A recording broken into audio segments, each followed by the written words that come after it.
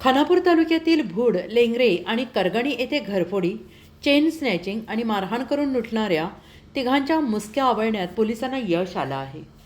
या तिघांकडून जबरी चोरीचे 3 गुन्हे उघडकीस आले असून त्यांच्याकडून सोन्या चांदीच्या दागिन्यांसह 10,10,250 रुपयांचा मुद्देमाल जप्त केला आहे.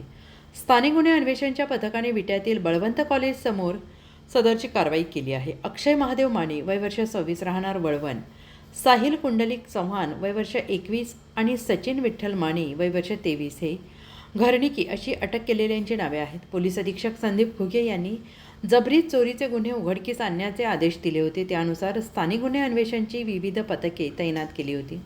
एक पथक खानापूर तालुक्यात पेट्रोलिंग करत असताना माहिती मिळाली की ते विटा ते खानापूर रोडवरील बळवंत कॉलेजसमोर संशयित 3 जण चोरीचे दागिने विक्री करण्यासाठी येणार आहेत. मिळालेल्या माहितीप्रमाणे पथकातील कर्मचाऱ्यांनी या ठिकाणी सापळा लावला आणि यावेळी 3 जण मोटारसायकलवरून त्या ठिकाणी आले. त्यांना ताब्यात घेत तपासणी केली असता त्यांच्याजवळील सोन्या चांदीचे दागिने मिळाले. सदर मुद्देमालाबाबत कसून चौकशी केली असता त्यांनी सांगितलं की भूड गावातील एका दुकानात बसलेल्या वृद्धाच्या गळ्यातील सोन्याची चेन ओढून चेन स्नॅचिंग केली.